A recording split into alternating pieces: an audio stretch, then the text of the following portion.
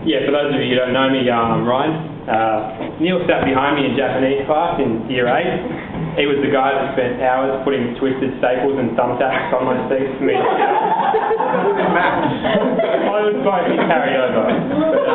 And whilst he was literally a bit of a pain in the arse then, he did develop to be a good friend of mine over time. In high school, we spent a lot of time together with things such as hikes on the Bibbulmun track, on row games with my dad and Pete as well, and also burning the forest down on my dad's farm.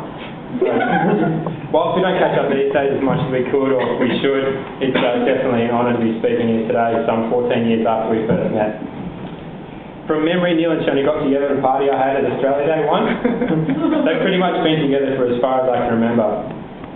Just the other day, I was thinking to myself about what Neil might be like if he had never met Shona. I just couldn't picture it really. So I suppose I may have some idea. Neil and I used to talk a lot about what we'd do after high school, when we left home, etc. Being the extremely practical guy that he is, he informed me that one of the first items he would buy when he left home would be a blender.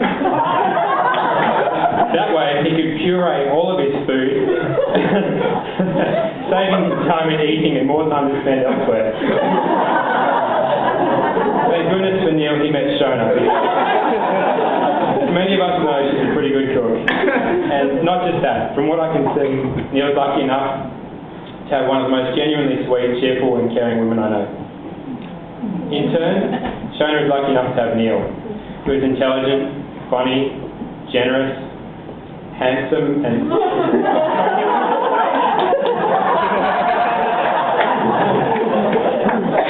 Although I'm not married myself, I wanted to give Neil some advice that would see him through marriage. So I did a bit of research and I came up with a couple of things.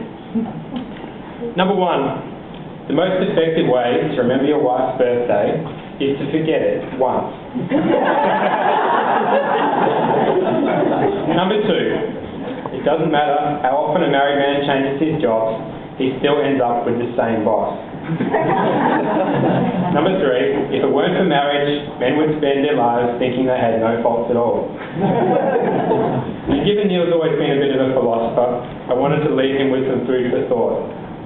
If a man speaks in the forest and there is no woman around to hear him, is he still wrong?